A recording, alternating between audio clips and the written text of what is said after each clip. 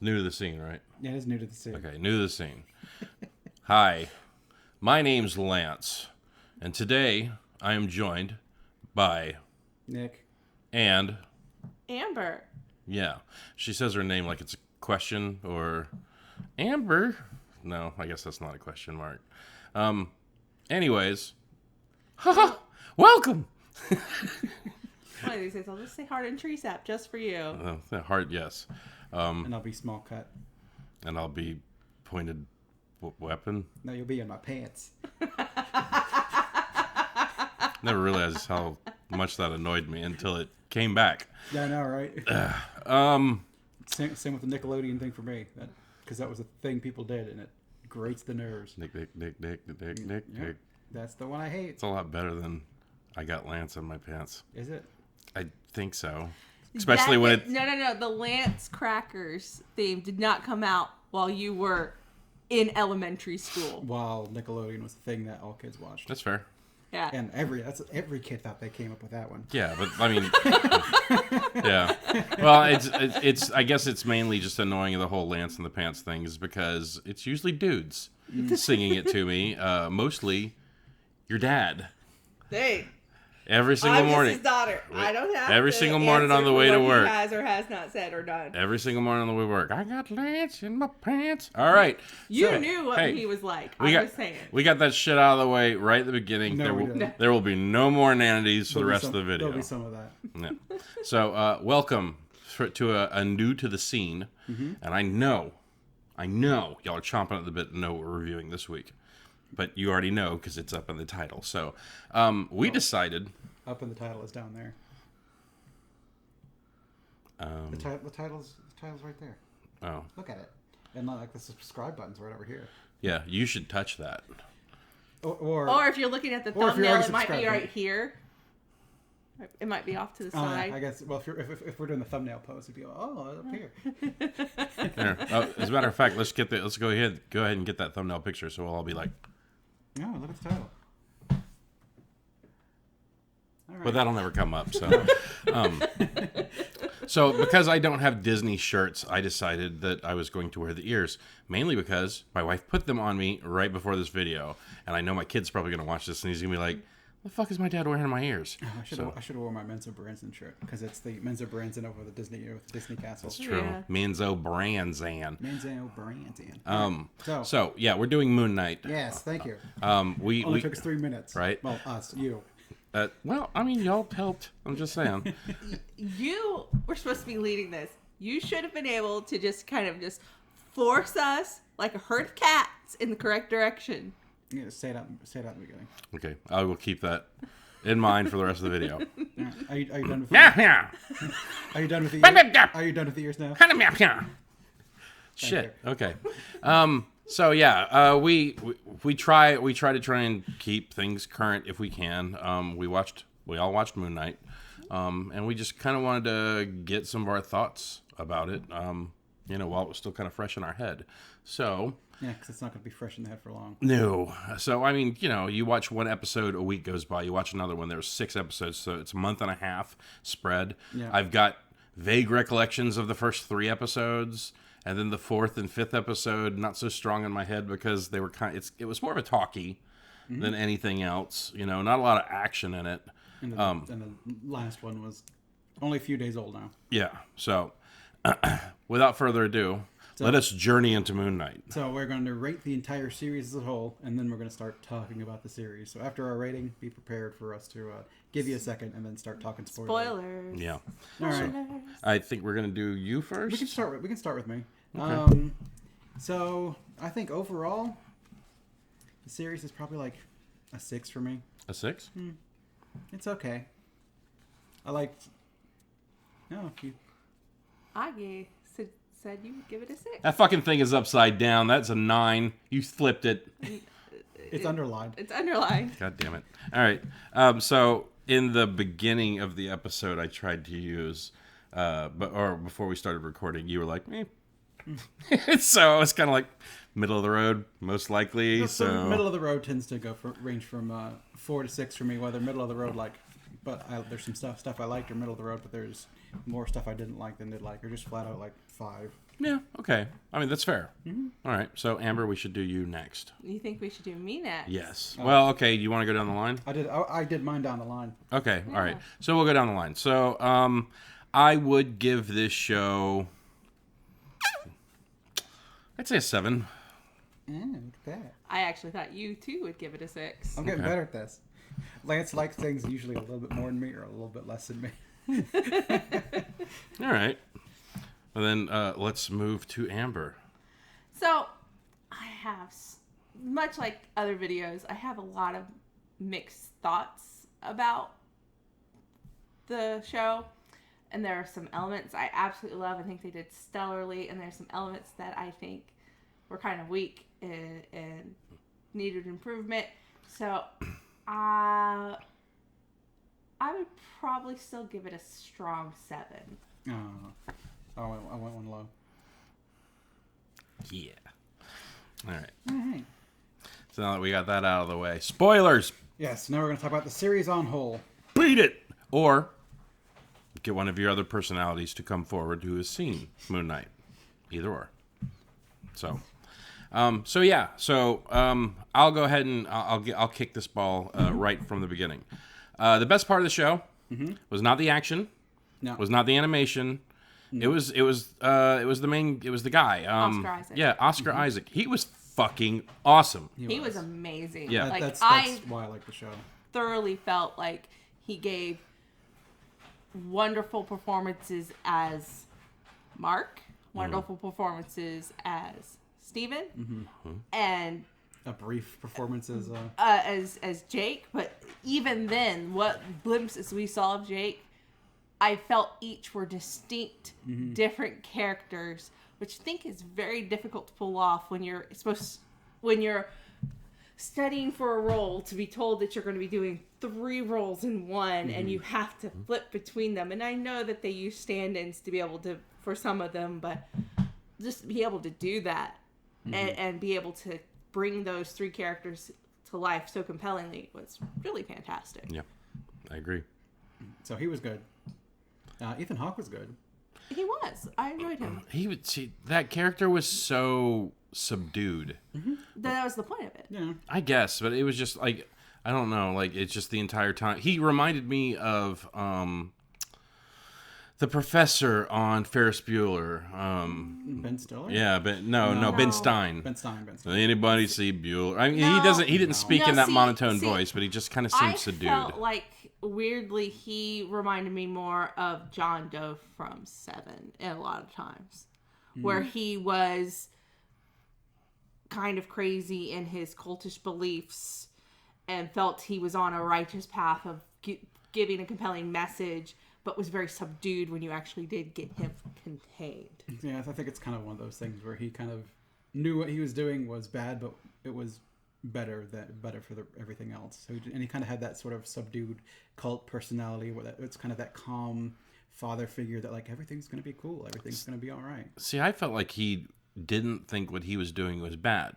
I think the way it seemed, like the way he was talking about her, it was like, why even, like the only time I thought that he thought it might have been bad was he was like, why give criminals the chance to like hurt people? She'll judge them. And then Steven was like, so if you're judging people, like if you judge a baby before anything happens, like isn't that just like, aren't you just like murdering an innocent?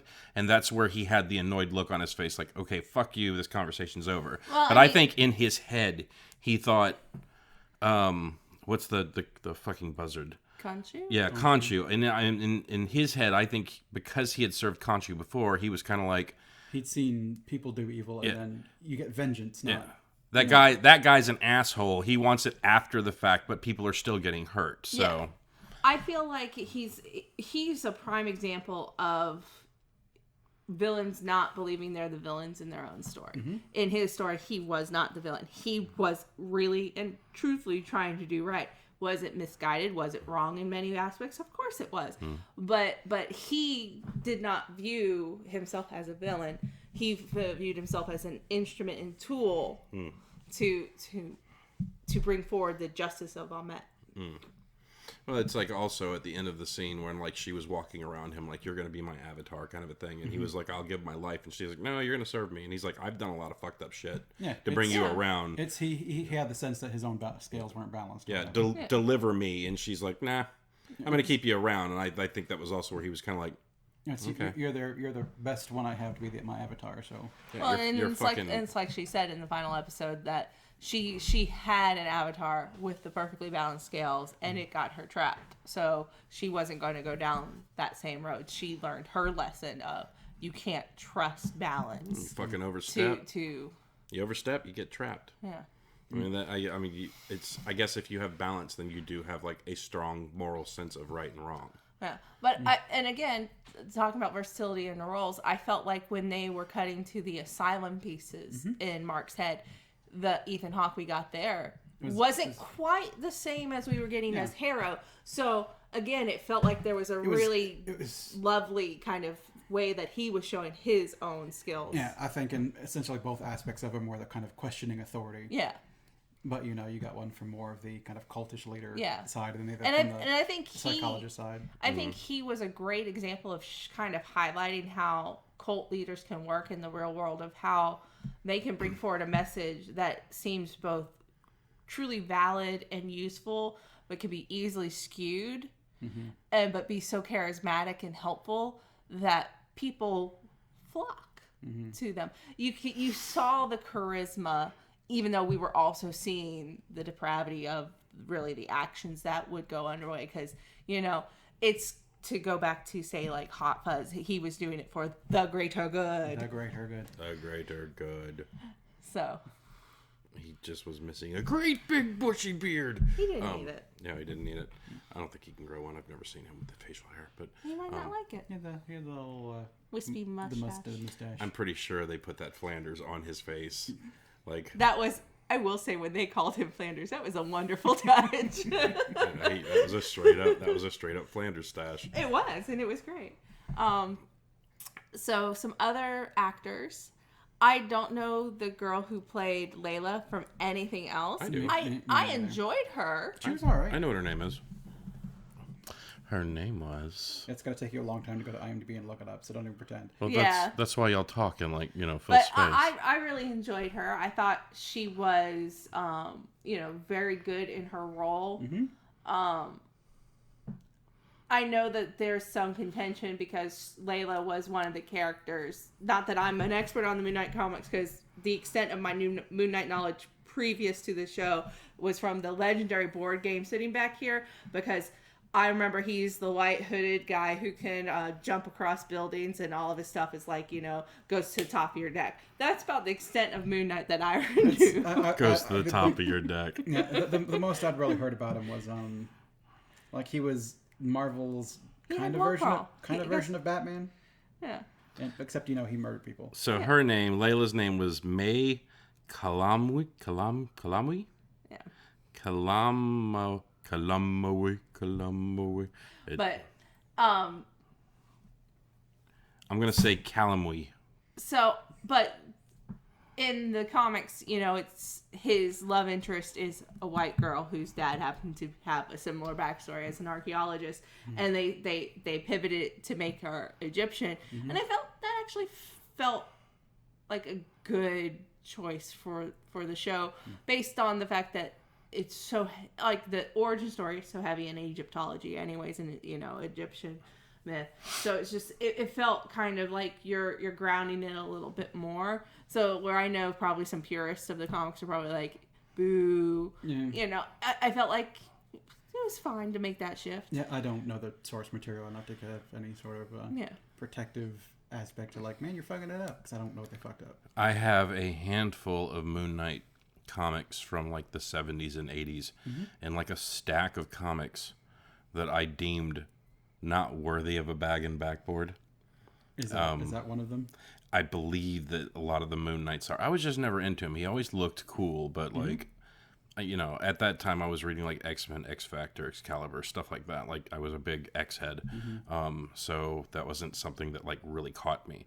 Plus the fact of like, when the show came on and they were like, he has DID, I was like, what is happening? Like I had no idea that was like a part of the character. So like, yeah, I at least knew that much. I knew that he's kind of like Deadpool in the sense that you can like his thought bubbles were like different or something like that. And it's different people talking. See, I didn't know that. And like in this house, when it comes to a lot of superhero stuff, me and my wife will lean on each other to ask it what we know about different things. And she's like, "What do you know about Moon Knight?" And I was just like, I know he looks cool, kind of. I like the hood. Knew very little about this going into it, which was actually kind of enjoyable because kind of going in blind. But we'll get into a little bit more about that in a bit.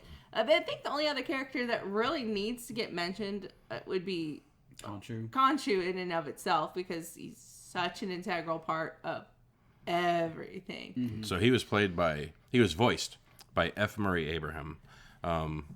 Who's that? So F. Murray Abraham, you know his face. Like, he's that guy. No. Okay, well then I'll read you. Okay, let's name a bunch of movies you've never seen. Amadeus. I've seen Amadeus. Okay, so he was Salieri. Okay. He was the guy that was basically trying to steal and erase. Well, that might be the only thing I know him from. I think that might be. There's going to be other things because he's got a very he's long that guy in a lot of movies. Prolific. very long and storied career. So he was the Cardinal in Robin Hood. Yeah, but what Robin It was Hood? the new one. Is that I've not seen the newest Robin Hood. I don't care enough about Robin Hood. If it's not Prince of Thieves or Men in Tights, I probably don't care about that. If it's not Men in Tights, I don't care about it. I have a thing for the Prince of Thieves ones, okay? You don't watch a lot of Star Trek, so you wouldn't know about Resurrection. No. I'm just gonna say he's that guy. He's been in a lot of like older flicks. Okay, 13 Ghosts. Mm-mm. Yeah. Okay. Never seen it. As a matter of fact, I think that was one of the ones you were going to try to get me to watch on Have You Seen at one point. How about the Muppets from Space? I don't recall having ever seen it. And if I had it, I would have been a kid. Yeah, he was probably a Muppet anyways. All right. But Khonshu, what is a very, very integral part of everything Moon Knight. And, the F. Murray Abraham brought a lot of gravitas to his voice. It was very compelling voice. He's got one of those voices, but I have a feeling because of how echoey and low it was, they were like, "Okay, are you ready, Mr. Abraham? Just remember how we told you to read the line. Okay, you ready? And take one." Mark. Get away from the mic. It's so loud. It was just like his voice was so big and booming, so it's like I felt like it had to have been up in his mouth. But he's a god, and so it should have like this gravitas to it as soon as you hear it. Because that's pretty much all he's got to go on. Yeah. Like he can be seen places, but he can't really like act. Yeah. But like, so you need the voice. Yeah. So like the entire time, so we have been watching like some of these videos. So like we'll go and we'll watch the episodes, and then Amber and I, we really like this guy. His name is Ryan Arias. Ryan Airy. He's got a channel called Screen Crush. He needs our plug. And anyways, he'll break down like stuff, and then like he's also one of these guys that he doesn't know everything about it, and he will actually like give credit to people who point out this and that. So we'll go and we'll watch his videos, and he's like, "Oh, I think that this is going on, this is going on, this is going on," and like I am completely fucking lost. And I'll be honest with you right now, I didn't talk with you a lot about this when we were watching it, but like all the stuff in the psych ward, I don't understand what was going on with that. Because I do. Well, it was just the only reason I didn't understand it is because of the levels of what was going on. So it's like Mark and Steven are running around in the hallways trying to figure out and like look at their past life, but then all of a sudden it would blink back to him in Flanders' office talking to him, and I do not think that was Jake Lockley. No. So I do believe one of them is when the bloody nose version was, but when you would get the non-bloody nose version that was going back and forth, whenever Mark or Steven was denying the reality on the level when they were in the hallway, they would revert back to the level where they were in the office with Dr. Harrow. See, I don't think that was Jake Lockley, only for the fact of everything we saw from Jake Lockley that we know we saw on camera. He was speaking Spanish. Like, almost like that was his primary language. whenever he was taking Harrow out of the insane asylum, he was like, he basically said, like, calm down, Chica, I'm just gonna move him. And then, like, when he got into the car, when, like, you know, Homeboy was talking to him, like, he spun around and said something to him. Yeah, but you in can, Spanish, and then, like, you can be from a U.S. city and still be Hispanic. I get it, but it's like, I felt like if you wanted to impart that might have been what was going on, that you could have been... And keep in mind, he grew, like, from what we can tell from what glimpses we got of his childhood, I do believe he grew up in a Jewish-Hispanic household. Mm-hmm. So, having Hispanic roots would have been normal, and then he was wearing the cabbie hat, and I believe he probably would also have kind of like that gritty urban kind of dialect, which the Bloody Nose guy definitely had. When he had the bloody nose, the way he spoke and acted just didn't feel like Mark, and it definitely was not.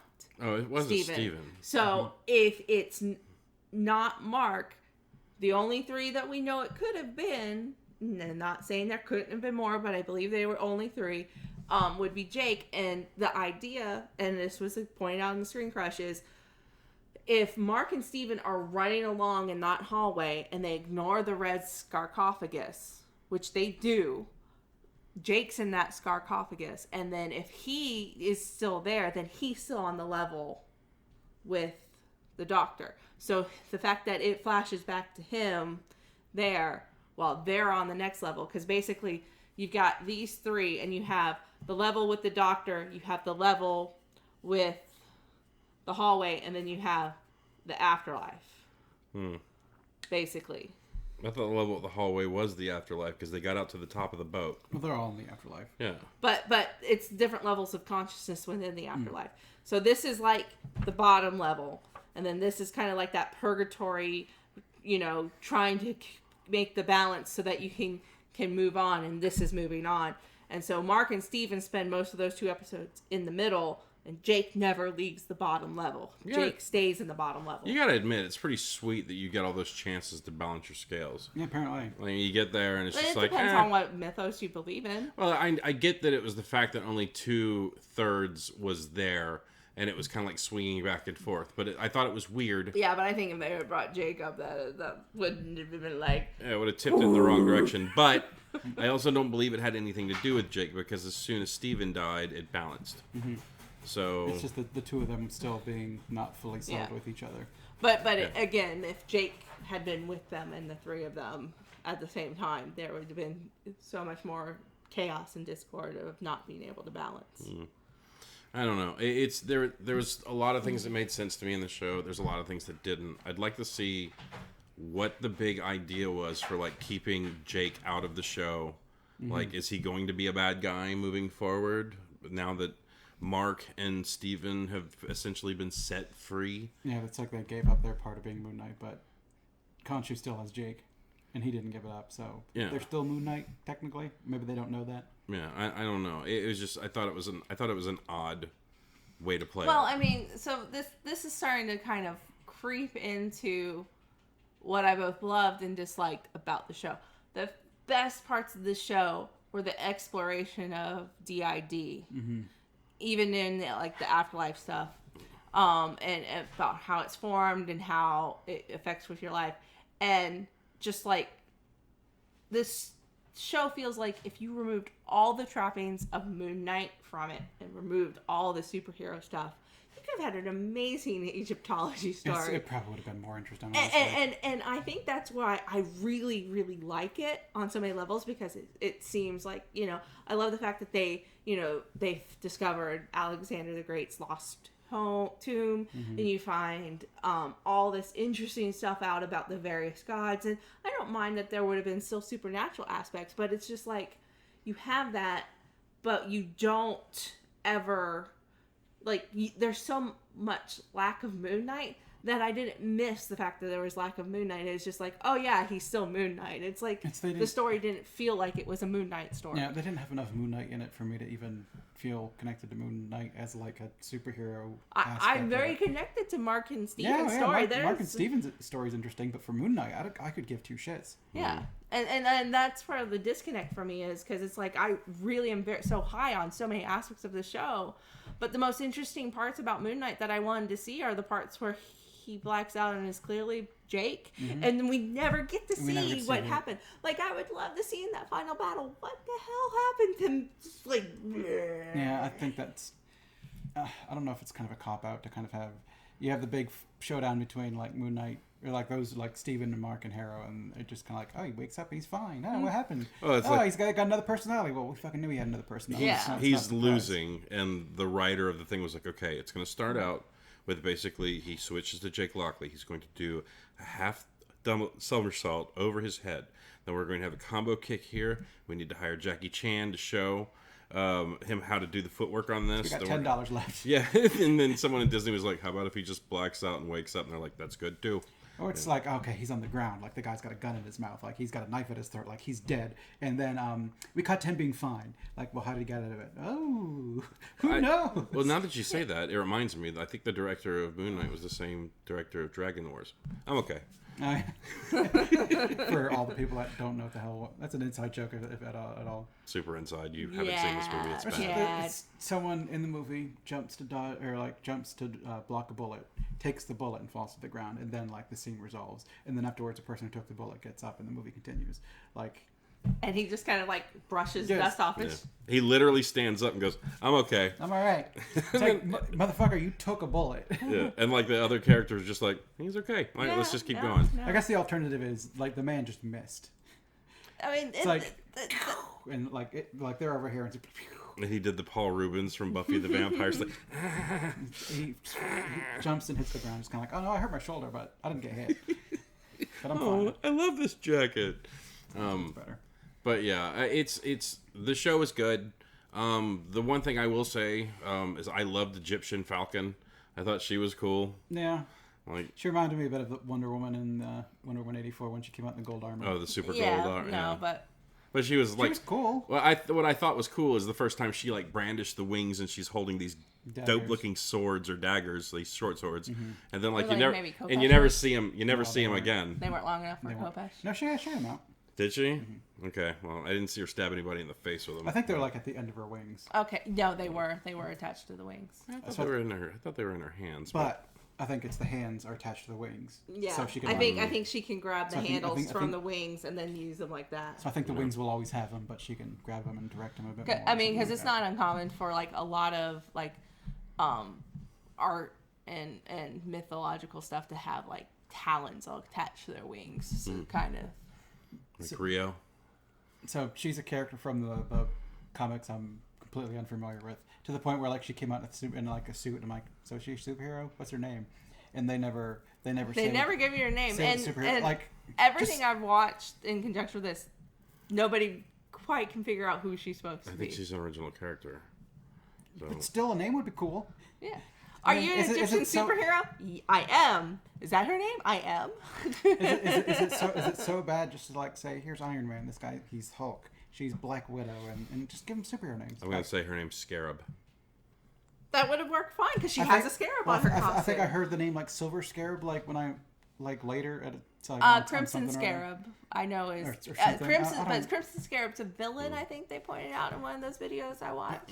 I have no fucking idea. And yeah, I don't know. It would have been cool to see a bit more of that thing going on, but 6 episodes was real short. Where like at the end of the 5th episode, when we're going to the 6th one, I'm like, "Are you gonna wrap this up in an episode?" Yeah. And I guess they did by cutting out stuff and just saying, "Oh God, Jake did it."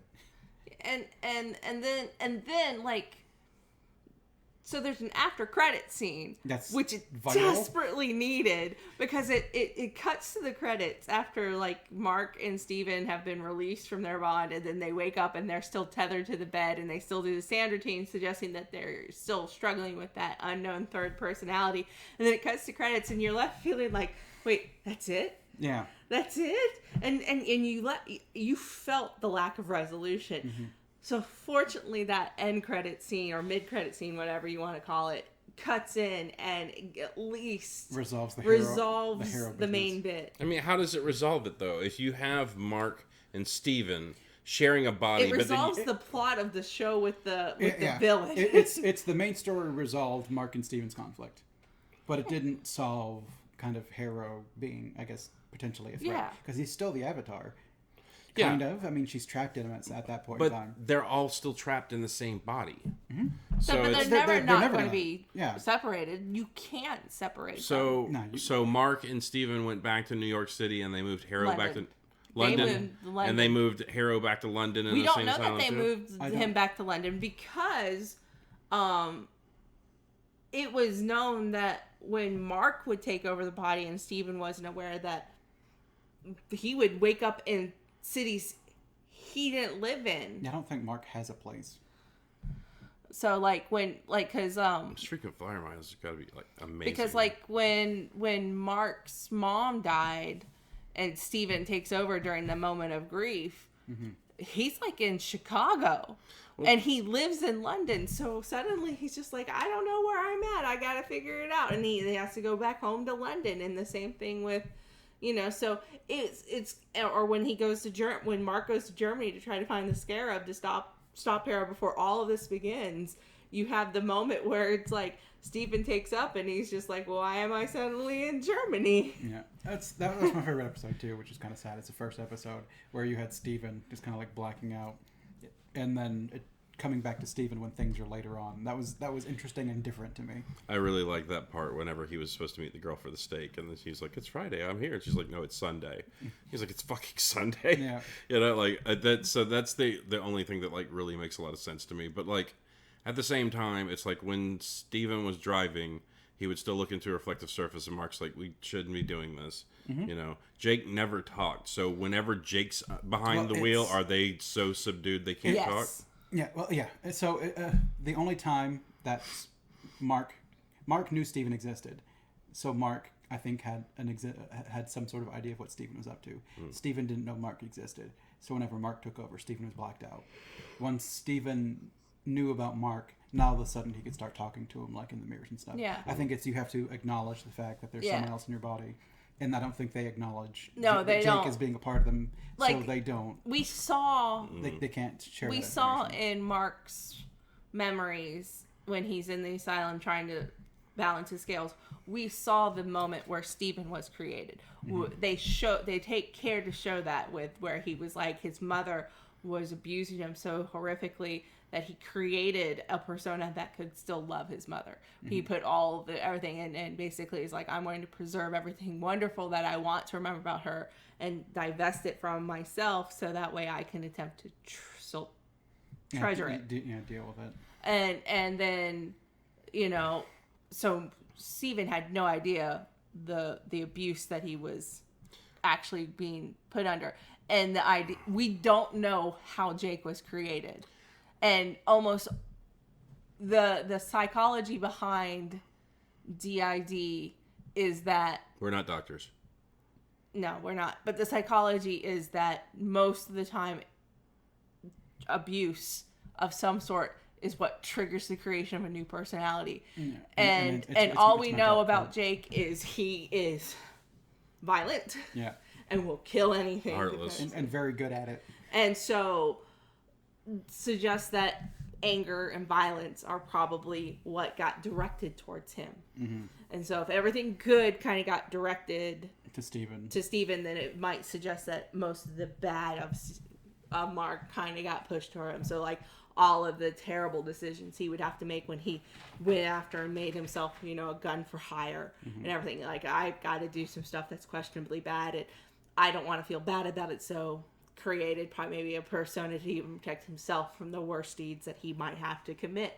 That's the only thing I can surmise in that instance, but that's just making educated guesses. Some of the stuff still just didn't make any sense to me. So if you created Steven so you could still see your mom in the best light, she hated him, like absolutely hated him after his younger brother passed away. So it's like you don't see your mom in a positive light after that. You are locked at that age back when she still treated you nice, but yet he still, when he was in the apartment and Mark was talking shit about the mom, and he's like, don't talk to mom about that like that way. It's like he knew, Steven already knew she was a terrible person because Flanders even picked up the phone. He's like, oh, she's still alive? Well, let's give her a call. And he's like, no, don't do that. Please don't do that. And then whenever he's like, here, she wants to talk to you. And then Steven just straight up said, my mom is dead. So it's like he was hemmed in. But is that Steven knowing, or is that the walls between Steven and Mark coming down more? Because there is that whole part that's going on at that point in episode 5 is we don't know. But if you were, say, an 8-year-old or a 9-year-old, however old Mark was in that, and your mom went from being this wonderful, loving person, and then started telling you to your face, screaming in your face how much she hated you, beating you to show how much she hates you because she blames you for the death of your sibling,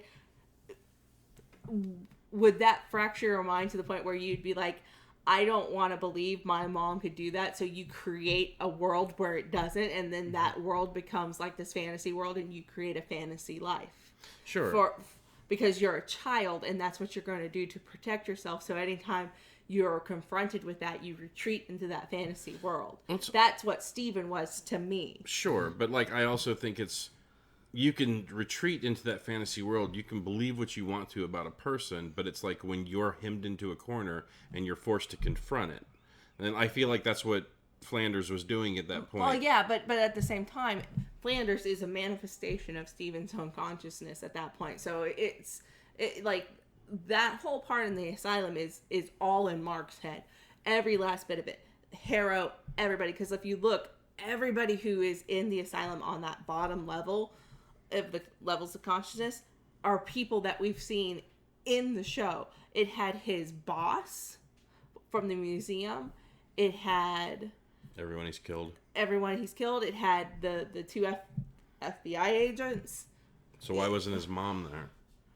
Because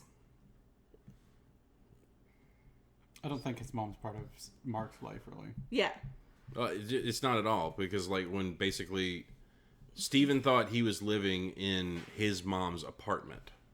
Like he thought he was living in, because he said like, we get this apartment from our mom or whatever, and then the girlfriend or the ex-wife or the wife, soon to be ex-wife, was like, this is your mom's place, you're still talking to her? So because she thought she was talking to Mark, so to her Mark was like, but even Layla didn't know that Mark's mom had died yet at that point. Well, Mark didn't share that information with Layla. That information is what basically turned Steven on perpetually. And like it went from it being Mark's body to Steven took over, because Mark just couldn't process, because he had such a conflicted, broken state about his mom within him that it was so fractured that he just was like, nope, and it reactivated the fantasy life. In the fantasy life, mom never died, mom loved me, I have a wonderful relationship with mom. And you're starting to get into the whole part of his mind's so fractured and broken, he is mentally ill. He is insane in a very scientific way. And you can't comprehend that because his brain does not work in the way that we think brains should work. There is something significantly wrong with him.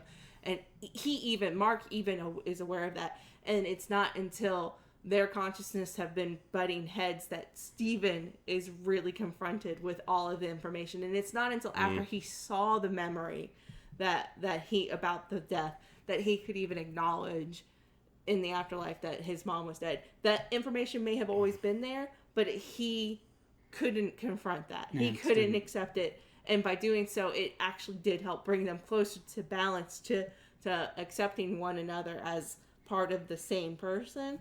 But yeah, it kind of seemed like by the end of the series, they kind of regarded each other as brothers. Yeah. Well, it's like, to me, it was like his brain was on autofill. So when he was outside of the apartment and his dad was like, are you coming in? At his mom's funeral, and he was like, no, and then all of a sudden he turned and pulled the phone up to his head and started walking and turned into Steven. He's like, oh yeah, Mom, I'm late. Oh, I can't believe it. Well, he's on his street walking away from it. Well, he walked down the street for a bit as Mark fell to the ground, like down, and then Steven took over. Right. And then from there, Steven just called up to deal with his mom. But he was talking to no one. He was having a conversation with no one, and he was autofilling the conversation. Yeah. So it's like I feel like at a level, Steven knew about the fantasy. I think he always knew that it was fantasy, but just didn't kind of fully accept that it was a fantasy. But that's all I was trying to. That's all I was trying to get across. But also understand that Steven being part of that same fractured mind isn't aware of all the fantasy either. So his brain is autofilling. It is, kind of just glossing over, but or he might be calling a cell phone that Mark set up to have voicemail too. So he has a voicemail, but and then Mark every now and then just goes in and deletes the messages for all we know. Yeah, they don't, because it always sounds like he's leaving a message. So I always felt like it doesn't sound like he's calling somebody and he just always misses her. Sorry, Mom, missed you again. Yeah, it didn't sound like there was a two-way conversation really. No. I don't know. Like, there's a lot of the show that I wish they would have fleshed more out, and I'm sure as Disney moves forward, they'll give us more information. But maybe we'll get a season 2. Yeah, I feel like they are primed. If they don't do a season 2, this is going to get a movie. And what I think might happen if they're going to go the movie route rather than a second season is we're going to get like some cameos probably in some upcoming either shows or films, and then it'll launch into either where he's part of like a major motion picture, a major like team up, or he'll get his own feature. I mean, you got Oscar Isaac; he can headline a feature film for them. And I think my favorite part of the entire thing, like my favorite scene, was when he picked up Xavier and he grew like gigantic, and then he was and like slammed him, and then you had Quicksilver like running around him, and he was like spotting him. But like I liked the first. No one liked that when movie. he was like when he looked like Ivan Ooze was the better. No one liked that movie. No, it was good. But now he's also one of the characters who's crossed over from Star Wars to Marvel to. He's not in DC, right? No, I don't think so. But so he was in the Fox verse, and but he's Marvel to Star Wars Marvel to Star Wars to Marvel again, but Disney Marvel. Yes. So yeah, it's going to be weird when they go into the multiverse of madness and you have Moon Knight fighting Apocalypse. No, I don't think they'll. It's going to be the Spider-Man thing where they're just pointing at each other with Oscar Isaac's face. I don't. I think they will be happy just to pretend that Apocalypse never existed. Please let that. Welcome, Doctor Strange, to the. Welcome, Doctor Strange, to the Council of Time, whatever. Hey, didn't you fight Moon Knight in that? We don't talk about that, please. We're also filming this before Multiverse of Madness is like really out. Yeah. There was advanced screenings last night, but none of us have had a chance to go see it yet. It's out tomorrow. Today. Yeah, it's tomorrow. I'll have seen it by this time I'm tomorrow. I'm gonna wait until a week because I don't like being in packed weekend theaters. There's 2 seats open next to us. In a packed theater? Yeah, I'm not. It's on the aisle. No, I'll go see it later. Okay. Well. By myself, just like when I get like, you know what, I want to go see a movie because I have to psych myself up to go to the theater. I hate going to the theater now. Yeah. So. No, at certain movies I have to see in the theater. Like I want to experience. This one's definitely. This is one of them. It's not that I necessarily want to see it in the theater. It's that I want to see it before YouTube Spoilers, thumbnails spoils everything. Don't worry. The last trailer that they put out for Doctor Strange, which I did not watch. I didn't watch it. The thumbnail pretty much confirmed something that I wish I could have seen for the first time. At least in the theater. I have not seen it, so. So I don't talk about it. Yeah. No, I'm not going to. Yeah. I still haven't told you, and I told you days ago that I got something spoiled from a thumbnail. But you didn't tell me what it was. Yeah. So I told somebody at work. That was I'm where not I got observant. it out. I did not pick up anything. So what'd you think of the Moon Knight costume? So I liked it, but the only thing that annoyed me was like, so if you're in a costume that has the cowl, if you're looking like that, I don't so much mind the point being over one of the eyes, but like when he's looking straight into the camera, it's like, and I know that is a minor bitch, but still, every single time he like looked into the camera and that cowl was like just slightly to the left or right, the only thing I can do is go, cowl. I think I'm getting tired of CGI costumes because it looks like not at any point in time was either this or the business suit. And the business suit was pretty snazzy though. It looks nice. It looks like a thing you can build practically and just have him wearing a business suit. You don't have to CGI a business suit. I felt like the Moon Knight costume was real, like in a lot of points. Like, no, I feel like he might have been wearing a suit, but I feel like they CG'd so much over it to kind of give it like that almost luminescence. I feel like they kind of made the white just a little shiny, and so it feels artificial, even if it might not have been. I'm gonna go ahead and go on record and say that those were actual suits. I don't. Maybe they are, but they look fully fake. Like the only thing I thought was CGI was like when he'd do the jump and he'd do like the wings and it turned into the Battlestar Galactica fucking like. You mean the moon? Well, you know. No, you're talking about the Cylon. Yeah, the Cylon jet fighters or whatever. But yeah, it's like how you could look at a crescent shape and go Battlestar Galactica and not moon. Well, definitely moon, but I was going for a laugh there. I thought you were just going for a valid point of that's what it looked like. It looked like one of the Cylon fighters, which I think have a specific name, and I am currently blanking on it. Nah, it's not important. That show's over. You know I'm going to dwell on that now because you put that right in my before head. we get to the end of the episode. You're going to be like blah blah blah, and then there it is. Well, no, there's still a point that I want to talk about that I feel like is a very like critical weird point that I think I brought up to you before, but if we're talking about the costumes, it can wait. Let's have. I just want to say about the fact that the costumes seemed artificial. Yeah. I mean, I want to see real costumes. So this is going to kind of veer into religious territory, but I mean, this show is a lot about Egyptian religions. But one thing that got pointed out with Mark's character when you're going through the asylum is that he's clearly Jewish. And you have a Jewish man who's under the thumb of an Egyptian god. And I could not help but think of, go back to all the times as a kid that we watched the Ten Commandments and you learn about Moses and you learn about the subjugation of the Jewish people by the Egyptians as slaves. And it's just like, there's some really deep, like deeply rooted issues that you could really draw from the fact that a Egyptian god is basically enslaving a Jewish man to do his bidding. And it's like that might have just been innocuous, that might have been intentional, but they kept that in there. And it's just like it's really, really interesting. And if they do it right, it could be a very compelling bit without being overtly religious and heavy-handed about the message. But I mean, I feel like it really shows some symbolism to some facts about. See, what you're doing is you're thinking about it. Don't think about it. I think about everything. I love thinking about stuff. You're thinking about it? Don't think about it. No. What you're doing right now? Just stop it. I'll say I enjoy thinking about things I like, and I don't think this show spoke to me enough for me to put much thought into it. You gave it a 7. Yeah, I gave it a 6. He gave it a 6. I gave it a 7. Whereas then there's interesting stuff. The DID stuff is interesting. Moon Knight, I could give a fuck about Moon Knight. If Moon Knight never shows up in another thing as Moon Knight, I don't care. It's going to be in the background, it's Moon Knight, and he throws a little crescent. I'm like, okay, whatever. I went into this not caring about Moon Knight as a hero. I still don't care about Moon Knight as a hero. The best scene in the whole show was a Moon Knight part. What was that? Where Steven came forward when they were doing the horse thing with the little lances or whatever, and he's like, I got this. He got jabbed up, and he's like, nope, take it, Mark, take it. It was funny. That's more of a Steven Mark thing. That was hilarious. Than a Moon Knight thing. Was funny, but it was hilarious. The weakest part of the show is the fact that I feel like you could remove Moon Knight and have this be just a very compelling Egyptology piece. So what would the show be called then? Mark and Steven? There was something else? I mean, there's so much. You could call it Khonshu. Talk about subverting expectations.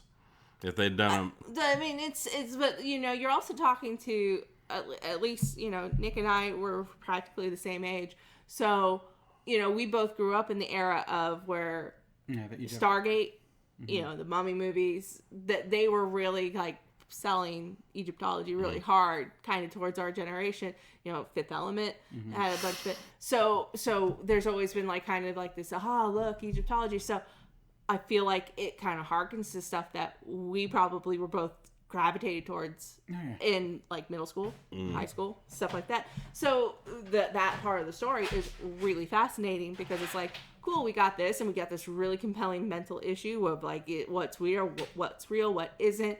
If with the ID, if you did that, you could keep Khonshu in it, and you'd be like, is Khonshu real? Is Hera real? Is all of this just a manifestation of his of an underworld mind? unwell mind, because then you could start bringing in the talk about schizophrenia too. Could he be suffering from a schizophrenic break on top of having, DID? Is he just hearing Concho?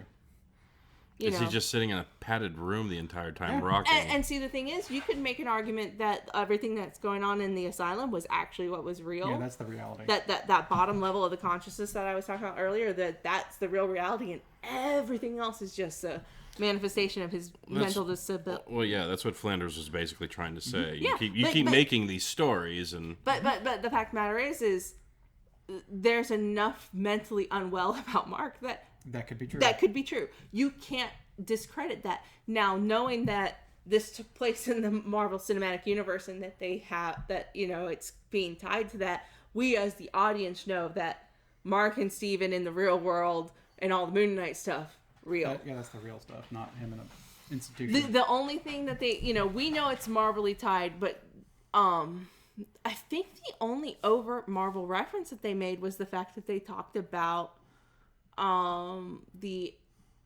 afterlife in Wakanda. That's really the only reference. They made a reference to Bast. Bast, and they make I think it's the Hippo lady, where she says there's many different many different afterlives, and she specifically name drops the one that's shown in Black Panther. So that is really the only overt tie, because they don't really make mention of crazy stuff going on in the world. They don't mention the blip, none of that. No. So we can't even precisely place the events of Moon Knight in the context of the whole MCU. We don't know if, clearly I believe it's probably current. Yeah. Relatively current, because they're going to probably drop it in. But, was it we don't know. We just don't know. Go ahead. I was going to say at the start of the show that also would have meant, because he's been Moon Knight for a while. So somewhere in the world, Moon Knight was out doing stuff, and it just never came up. So I'm going to give a crazy, just throw a crazy idea out there. I feel like with Marvel trying to basically tie everything that they've recently bought and everything that they're basically putting forward now. Mm-hmm. You had all the Avengers movies that's over 10 years, 12 years, and you don't hear anything from any of these characters.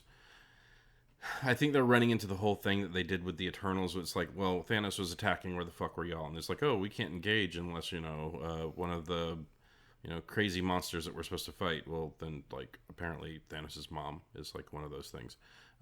But still, they didn't engage. It's like, I think they're starting to run into this thing of, we're going to bring new properties in, but we already have established properties where we haven't talked about any of this shit. So I think Doctor Strange... He's going to pull him through a portal. Yeah, well, I think he's going to bounce through a lot of different dimensions. And it's going to be like that Rick and Morty episode. I know you don't watch Rick and Morty, but it's going to be like the Cronenberg episode, where it's going to be I'm going to bounce through all these different things. The universe that I came from is severely fucked, and I found one that's basically like the one that I left, but things are different.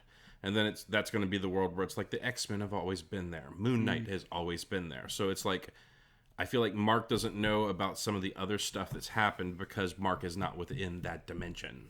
I mean, that's altogether possible, or it could be that he was blipped and they don't address it because Mark was the one blipped, Yeah, or it's just not worth really addressing. And the only people really and truthfully in the context of Moon Knight that could have done something, I would have believed would have been the avatars of the Egyptian gods, and they've already said they don't want to take part in human affairs, and they would have viewed anything Thanos was doing as part of the human affairs. They were like, no, humanity spurned us, and they're not going to participate. How convenient. I mean, they also weren't warriors anyway. Yeah, those mercenaries went in and gacked all of the avatars, dead. So it's not like they would have, Thanos came down, gacked, dead. It wouldn't have fucking mattered.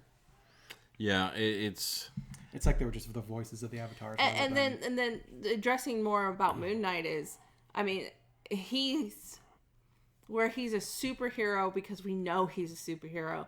He has really only been acting as the avatar of Khonshu, which is, let's just go kill people. Yeah, let's kill the bad. So he's not really going to be on the radar of doing anything. He's more of supernatural Punisher right now. He's not out there doing anything where he would be like engaging on like a cosmic level threat. Yeah, but I mean, still, I guess we've not had as many street level people, which I think we need. And I think he's street more of. He should be street level. But he's a street level villain because he's showing up in places and murdering people. That would get the attention of like Daredevil, and those sort of things. People that they've not really been following much anymore. We've been doing so much massive shit that I kind of miss the small scale stuff. And even this wasn't small scale because at the end of it you had two fucking Godzilla fight sucking souls out of people in all of Cairo. I mean, it's like small's fine. You can have a Daredevil story where Daredevil's just dealing with it. Like I'm really hoping that that's actually where they're going to go with the next Spider-Man after the way that No Way Home ended. To not get too off track. Even still, like the No Way Home one was mostly a him story with then that kind of big thing to kind of tie it. But most of the trouble was small. Yeah, but I feel like grounding him into New York at that point, and now that they're definitely introducing Kingpin, I feel like they're like, okay, we need to give some ground level game to our story, so that way not everything has to be here on the level of. It's World of Warcraft all over again, isn't it? Because you could, go to like level 50, then they pushed it to 60, 70, 80, and then they realized everything was way too fucking powerful, so they're like, let's bring it all back down. It wasn't just the levels. It was the fact that item levels and health and everything was just scaling so ridiculously. Like stabbing and seeing millions of number, like... Yeah, they had to. Part of it was they had to number crunch everything down. So in order to do that, they had to scale all levels back down. I think they figured that out with Ant-Man because it's like Thanos, Iron Man, Thor. You had all these fucking epic level characters, and it's like Ant-Man. Oh, what's his powers? Can he like fly around and shoot stuff from? No, he can get big, sometimes, mainly small. And he could talk to ants. But then they introduced the fact that he can travel into quantum realm, which exists beyond space time. Mm-hmm. That essentially makes him the most powerful character ever. Yeah, because he essentially brought hey Tony, we could do time travel. He said we could do time travel. I don't want to do time travel. Actually, you know what? I figured out time travel. Let's do time travel. Yeah. Well, not only that, but he could fucking do like the Dragon Ball Z thing where he like goes into the fucking chamber and he trains for 5 years. And he comes back out and it's been 5 minutes. Mm-hmm. So. He goes in for 5 minutes and comes out 5 years later because the blip happened and he didn't realize that he missed 5 years of his daughter's life, because that's what happened to Ant-Man after Ant-Man and the Wasp. He was in the quantum realm. Blip happened. He gets out in Infinity War. Yeah, he gets out in Endgame. No, is it Endgame? Okay. Mm-hmm. He gets out in Endgame, and then suddenly he sees his name on a he sees deceased, and it's 5 years later, and he finds out his daughter's 5 years older, so he's basically like a teenager. Mm-hmm. Yeah, but for him, it was like he was in there for like a day or something. No, he was in there for like, it was hours or minutes. Yeah. The passage of time for him was nowhere near as significant as it was for everybody else. No, so Scott Lang, one of your more powerful characters. There you have it. But also Paul Rudd just doesn't age, because I think he's 127, but I don't quote me on that. He had a birthday last week, so he's 128. Oh, okay. Yeah, but. Mummy blood. I don't know. Or he ascribes to the school of Elizabeth Bathory. Is that bathing in blood? Yes. No. Yes, that's the vampire lady. Virgin blood? Yeah. You ain't finding virgins these days. Maybe Paul Rudd gets them all. That's why. Did you ever ask why there's no virgins? Maybe Paul Rudd's killing all of them and keeping the blood supply. I'm really sorry. I'm not trying to say all these negative things about Paul Rudd, but I think he's actually a very good, nice guy. Fuck you, Paul Rudd. Killing all the virgins for your baths. I'm coming for you. Knowing us, he somehow this will come across him and he'll just laugh. No. Or we'll get sued. One of the two. They figured out my secret. No, I have a feeling. He shows up on the door. I hear you've got a virgin in the house. He just shows up at the door and he's like, so, yeah, it's the hi, Paul Rudd. Yeah, let me come in. Yeah, I'll talk to you about my movies. So you've been talking shit, right? Yeah. You're so charming. We let you right in. Don't sue us. We're nobodies. I'm pretty sure everything we've just now said, he's had so much worse said to him about him. It's also in the context of a joke. We're not printing it on a paper and trying to sell it as a truth. So if you'd like to see that on a t-shirt, get down in the comments. But yeah, no, the show is very, very good. I particularly enjoyed the Moon Knight parts. I mainly liked, if I'm being honest, I really liked it when Steven was like Mr. Knight. Like I liked all those scenes. The show, I'm interested to see more if they do more, but I don't like the fact that we got through 6 episodes and at the stinger at the end of the 6th episode had Jake. You know, like I would have liked to have seen more with that. I think that's prime for a second season to now deal with that aspect. Yeah, but it's Mark this season was Mark and Steven kind of I think apart from Loki, I think this is the only other show that's definitely getting a second season. I mean, if it doesn't get a second season, that just makes this season worse. Yeah, well, if it doesn't get a second season, it has to be because they're doing something directly in a movie. I am positive that we never saw Jake Lockley on camera until the stinger. That's just my take on it. That'd be my interpretation as well. Yeah, because I feel like we never got to see Jake Lockley's persona until the very, very end of it. But with a show that's so mindfucky as it is, it's hard to say. Well, I mean, you could make some theories and speculation that you did see Jake before, but you saw him as the third Echo in a reflection. Because a lot of times whenever they showed reflections of Mark or Steven in the first episode when he's in the museum, when the jackal monster is about to go after him, he walks off and 2 echoes of him stay in the reflections for a moment. The first one is clearly Mark, and so the second one would be theoretically a third personality, but it's just brief and it doesn't interact. But a lot of times whenever they are showing reflections, they always show 3, so you would suggest that the main one, that whoever the character is, would be them, and then the other 2.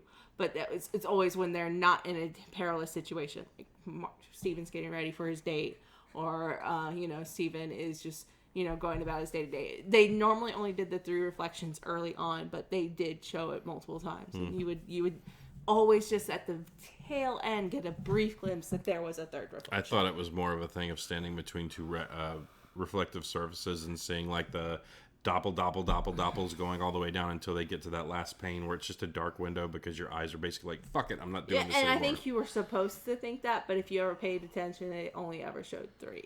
And everything in the credits always showed 3. I don't know, but does anybody else have anything they want to say? I didn't even have an hour's worth of material on Moon Knight. Yeah, I mean, this show is, like I said, it's very good. I'd like to see a second season of it. I honestly thought they were leaning so hard towards, like, making Layla the new Moon Knight, so Oscar Isaac could basically, like, I'll take my Marvel check now, arrivederci, and then, but apparently we're going to keep moving on with that. I would like to see him in some movies. I would like to see him in different TV shows. Because y'all brought it up, I will say, the only other times I ever saw Moon Knight was when I was reading Daredevil comics back in the day, and Moon Knight is in Hell's Kitchen area. So, that they would do a team up every now and then. But for the longest time, I thought fucking Moon Knight and Cloak were the same characters because they look the same. Yeah, well, I mean, they weren't very creative back in the day with the way that they made characters look unique. You could make the argument that a lot, like, because you look at Spider-Man, Daredevil, and Deadpool, and the 3 characters kind of blend together in a way. So we're going to ask one last question at the end of this. It was recently brought up that Keanu Reeves is now coming to the Marvel Universe. So we would like you... Rumor has it. So if he joins the Marvel Universe, who do you think Keanu Reeves would play? I personally think he's going to be Silver Surfer. That's just me. I want Keanu Reeves as Cyclops. I have not been able to figure out why not. You saying that just to fuck with her? No, I mean that. Because why not? I don't know who he could be. I don't. I can't picture. I would think if they're going after him, it's to kind of go for that edgy grittiness that he has, and I cannot think of a character that's not already been cast. I guess you could try to do him as Wolverine, maybe. I don't. But even then, I don't. He's way too tall, and like Hugh Jackman was tall, skinny, technically, but skinny, wiry, with a large range for characters. I think he'll be multiple man. No, I mean, with some of the newer interpretations of Marvel or Multiple Man, isn't that kind of how he? I mean, I would think if you're going to start going into just with the body frame, you make a stronger argument for Gambit, but I don't. He could be Gambit. I mean, from my experience with Keanu Reeves and Dracula, he can't do accents, but well, he was a much younger, less refined. Mina, whoa, those boobs are totally potent. No, yeah, he's not. But he was young. He was young back then. He's gotten way better. But between his Johnny Silverhand in Cyberpunk and his John Wick stuff, not seen any John Wick films. He was Keanu Reeves in both of those. But I mean, he's got like this hard, gritty edge to him now. Well, it's rare to have anything in Hollywood come out where you find out that the guy is actually a decent person. Yeah, and I think everything that you hear about Keanu is like he's like a teddy bear. Yeah, the headline I read the other day was other actresses on set with Keanu Reeves says that he act appropriately. It was like, okay. So, he acts like how a person should act towards another person. It seems like he acts like just like a regular human or whatever too. You see a lot of picture of him with like female fans doing hover hands just because he doesn't want to lay hands on people or whatever. I think the other one who's like super good about not only just fan interactions but like in general about with women is Henry Cavill. Like he's flat out said like in this day and age like. He would rather not date than somehow get accused of something he hasn't done. Like it's he's like if the right person comes along, but he's not going to put himself in that situation, especially with with as big of a name as he's gone. Because I remember when he first kind of came on the scene with The Tudors, because that's the first thing I recall seeing Henry Cavill in, which was long before he started hitting all those major roles he's done now, and I mean, everything I know about it, he's just like a giant nerd. Yeah, that's too much. He's got a raid in Warcraft. He doesn't have time for dating. They just put out a video of him building his own PC too. Mm-hmm. But like he does it, the videos that he does and like the interviews he does, I don't feel like it's like that person who wants to connect with nerd culture. So they're like, look at me, guys, I'm hip and I like fucking stuff just like you. Like he doesn't come across that way. But I get my fucking nerd dar goes off on a lot of people that like do that shit. He's a nerd. But no, like he's clearly like he goes out like he wanted to be Geralt because he likes the games, so he sought the role because he wanted it and he wanted to prove that it could be done well. I wouldn't be surprised if like Bruce Willis likes Ren fairs. Like back in the day in the 80s and 90s and stuff like that, it wasn't hip to like show that side of you. You wanted to be thought of as like action man and like I'm fucking cool and everything that's like swarthy. But like these days it seems like it's okay. Like that Joe Pantaleone or whatever his name is. Him and Vin Diesel are big D&D nerds. Like they're like big D&D nerds. I know Vin Diesel. I didn't know. Joe Manganiello. I thought you were talking about Joe Pants. No, not Joey Pants. Okay. No, I don't know his last name. It was the fucking the guy who played the guy who played Deadshot in Yeah. Well, it's I thought he was for like 5 seconds. He said Joe Pantaleone. I'm like, oh, Joe Pantaleone, but he's not Manganiello. Yeah, him. That's a very different last name. The dude married to Sofia Vergara. But he's talking about Joey Pants. Yeah. But like sorry. My bad. But yeah, he's got a D&D dungeon. Oh yeah. Like, but like the other thing that I think is funny about watching some of these D&D episodes is like I'm listening to a show right now called D&D Minus, and you can tell that the dude running the game is really passionate about D&D, and I might be a snob for saying this, but like when I listen to like someone playing D&D, I want the comedy to come from the conversations. I don't need characters acting over the top for laughs or doing over the top shit. I don't need slapstick in the game. But like whenever he talks and like runs it, but like in D&D Minus, you could tell at the GM, he infuses a lot of like over the top humor to it, because I think he's running a module, but he's changed it enough to where it's unrecognizable for anyone who's gone through the module. Yeah. So, and then they have characters in that show that just, they don't take the game seriously, and it annoys the shit out of me. My experience with any kind of either one shot or other broadcast games is you typically either have the people that are all very serious about it, or you have somebody who is always kind of like breaking it. I'm Fonzor. Yeah, there you go. So disappointed in Chris Hardwick. Yeah, you figured. I expected it of him. He's kind of terrible. I didn't like him in Attack of the Show. He annoyed me in Attack of the Show. Like to me, that the only person that was cool in that show was Olivia Munn, and it was just because she had that great grin, and like she was trying to actually. Well, Olivia Munn's just kind of great altogether. Though. I love you, Olivia Munn. She's not watching this. She could be watching this. She's not. We are down. Call us. He'll watch. I know I won't. No, But- thank you. So yeah, no, Olivia Munn was amazing in that show. I'd like to see Morgan Webb again. She's disappeared. She was in the Thanksgiving special that they did The reunion. for the reunion before they brought the G-Force back. If I would like to meet anyone in Hollywood right now, it'd be Ron Funches. That man seems so cuddly. I bet he gives the best hugs. I don't know who that is. Did you watch any of the animated Harley Quinn show? Yes. He was King Shark. Okay. He's the guy that talks like this. Still doesn't change me knowing who he is. Sounds like a cross between... Going back to Henry Cavill to circle back to some of that stuff, you know that he's trying very hard to get in on a Mass Effect possible TV show. But that's a video for another time. That would be good too. At this point in time, I trust Henry Cavill. Yeah, no. He was Superman. I'm like, man, this Superman movie is bad.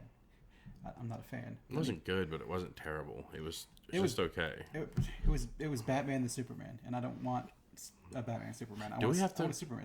Do we have to put that in the title now because we basically just reviewed it, and that's probably all we'll ever want to say about For it. Man of Steel, Justice League, Batman vs Superman. There you go. You guys could do Man of Steel versus the original Christopher Reeve Superman as for old school versus new school. I'd be down with half of that. I don't want to watch either of them. It's like the first Superman one has him like, oh no, some rocks fell on Lois Lane. What am I going to do? Spin the world backwards. Fix it.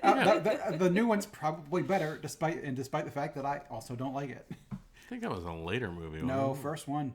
No. Because I've only seen one Superman movie, and that was it. And they did that at the end of it. I'm like, no, I'm done. Look at that. You cured me. Don't want Superman anymore. Yeah, but when Flash does it, you're okay with it. No. I'm okay with it. I also don't like Flash.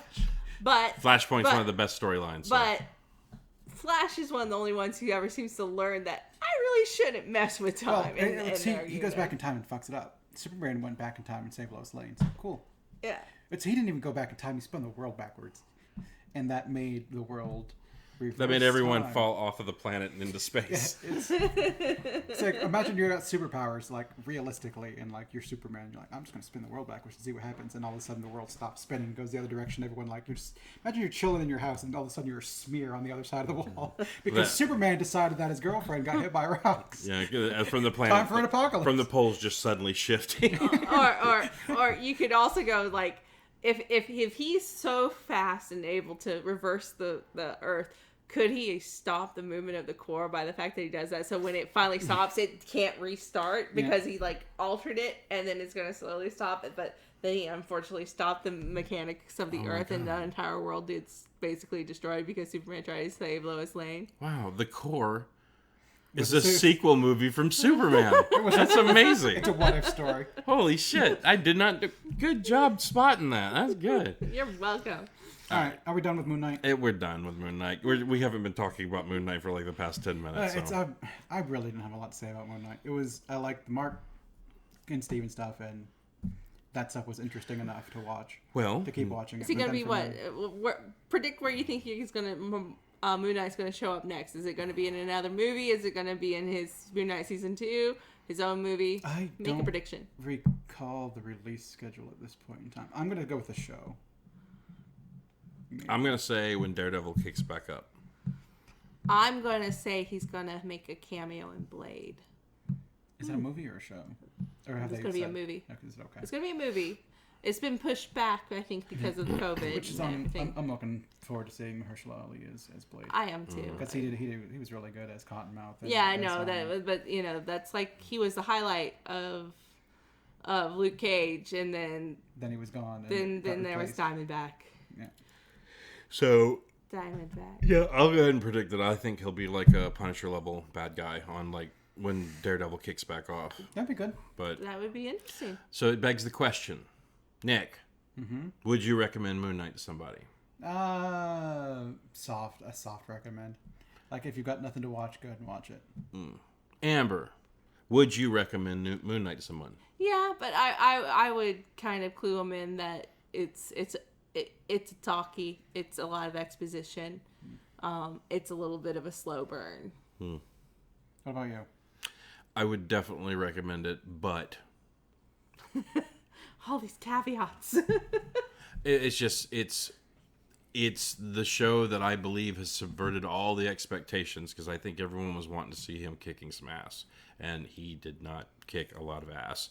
And I know that a lot of people were bitching about it because they're like, oh my God, the show's so slow. I know some people who haven't even given it a chance because they've been told by other people that, like, it's you're in your third or fourth episode, you've seen Moon Knight like 2 times. So, yeah, I know there's a lot of people. Oh, and we didn't even talk about the whole fucking spinny. Yeah. Ooh. Okay, the spinny. You know, like, did that even happen? Yeah. Oh, so is that like the blip? Is that like another thing? Like people are going to talk about like what the fuck happened to the sky because God's locked him away for that. One of 2 things is going to happen. They'll either mention it in passing, yeah, or it'll be like the whole eternal or celestial birthing from the earth that has not been referenced yet in any other Marvel property since it happened in Eternals. And I don't understand how you cannot bring that up, considering, like, I have an issue with the whole fact that should have destroyed probably the earth, even with how little bit it happened. Something was erupting. I've still not seen the movie. Eternals happened. Oh, spoiler alert. Eternals. Sorry, I thought you had seen it. Eternals came out at around Christmas time. Yeah. So what other projects have come out between then and now? Hawkeye. No Way Home. Well, Eternals was more than that, because Hawkeye was the Christmas. Like Eternals was 2020. Eternals Hawkeye's was closer to like 2021. Eternals was like So we had. It was 2021, but it was might have been early on. It was like summer into fall. Because we had Shang-Chi, Loki, Captain the Winter Soldier. Shang-Chi was fucking dope. Yeah, it was alright. It's like watching an old school Jackie Chan movie. It's fine. Like, I don't want my Mandarin to be like flipping around doing kung fu.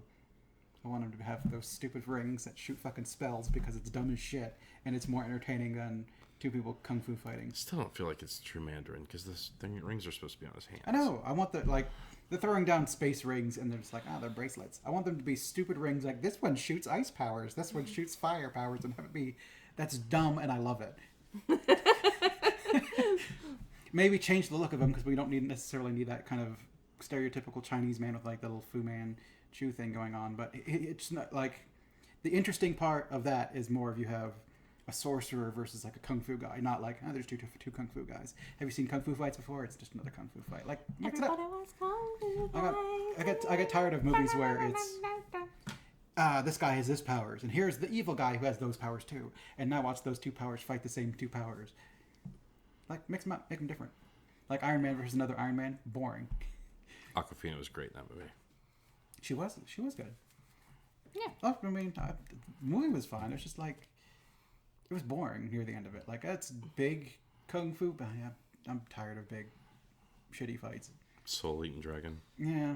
Big CGI they need to figure out whoever was doing those one-shot hallway fights in Daredevil, and they need to just get that person to like be working on some of those end fight choreographies because it's like that would be awesome. It's even like Cage and Iron Fist had a fun fight too, where the 2 of them had teamed up, and at one point in time, it's like I think then they like do like a big Sonic They attack or something like they that. did one of their The Iron specials. Fist against, Yeah, against, That's one of their Cage. specials from their their fastball special. Yeah, those things are a bit more are fun, where they're kind of like small and grounded, as opposed to a big CGI fuckfest. Yeah.